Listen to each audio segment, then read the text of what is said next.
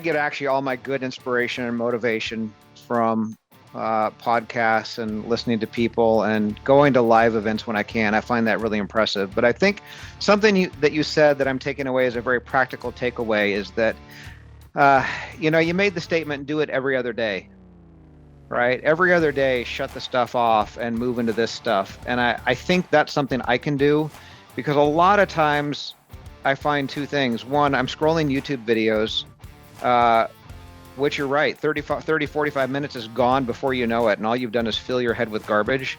But I also need the decompression time. So I'm going to work on every other day this week. Awesome, man. Awesome. And you're right.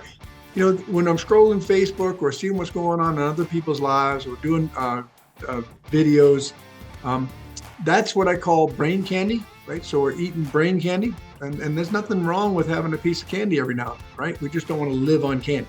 Right? We need some substance. We need some macros. We need some protein, some carbs, and some fat. We need to have some good stuff.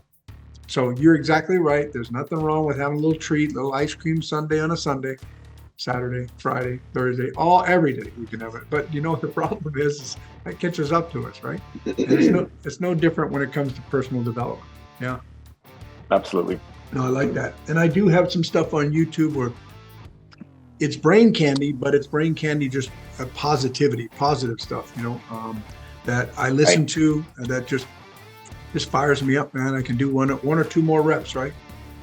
Well, that's I guess that's what I wanted to say, that sometimes if I'm listening to a book that is very intellectually challenging, it's hard for me to continue to run or continue to lift weights and still pay attention to that and be fully engaged in that book.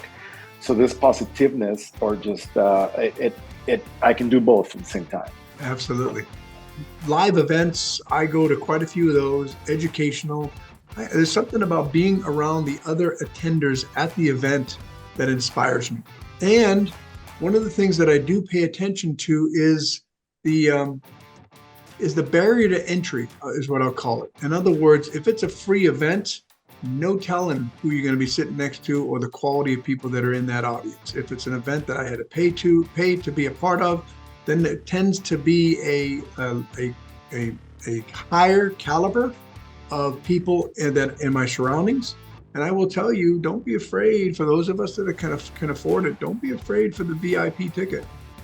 When you're having dinner with Ed Milet, which is one of my more recent ones, and then Tim Tebow was another one I just had dinner with, some other individuals. Those tickets aren't cheap, guys, but there's a reason why, because the other people that are also paying for that ticket price are at a caliber that are very, very good quality people to be around and learn from, and they rub off on you. So I encourage you, when budget allows, doesn't have to be every time, but when budget allows, I would encourage you to be at a higher level than general admission or free admission.